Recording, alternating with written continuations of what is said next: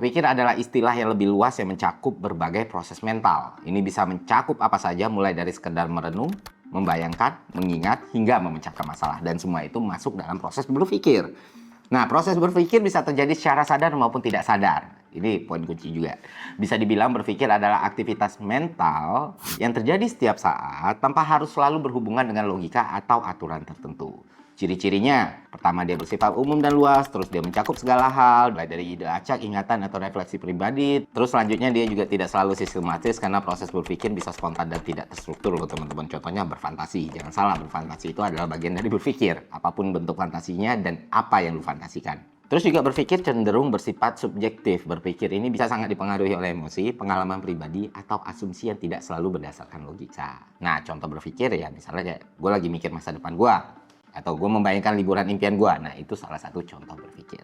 Sedangkan bernalar ini berbeda teman-teman. Bernalar adalah salah satu bentuk berpikir yang lebih spesifik, di mana kita menggunakan logika dan aturan tertentu untuk menarik kesimpulan atau memecahkan masalah. Bernalar adalah proses berpikir yang lebih sistematis di mana ada aturan yang dipakai seperti logika deduktif atau induktif. Spesifik umum, umum spesifik. Dan ini juga bisa lu pakai dalam menentukan pola komunikasi yang paling tepat untuk lu.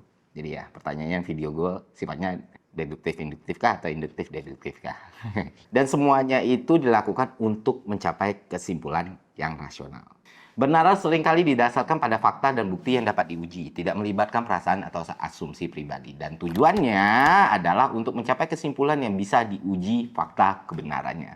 Ini biasanya digunakan dalam pemecahan masalah, pengambilan keputusan, atau pembuktian suatu teori. Nah, contoh bernalar ini kayak gimana? Contoh bernalar adalah kalau semua manusia pasti mati dan gue manusia, berarti gue juga pasti akan mati. Jika suhu udara turun, kemungkinan besar akan hujan karena suhu rendah membuat uap air mengembun. Nah, itu contoh paling sederhana dari bernalar itu sendiri. Jadi simpelnya yang mau gue kasih tahu ke teman-teman adalah berpikir merupakan aktivitas mental yang umum dan bisa terjadi tanpa struktur tertentu. Itu bisa berupa apapun termasuk refleksi pribadi, fantasi, atau ingatan. Sedangkan bernalar adalah proses berpikir yang lebih spesifik yang menggunakan logika untuk mencapai kesimpulan atau memecahkan masalah secara sistematis.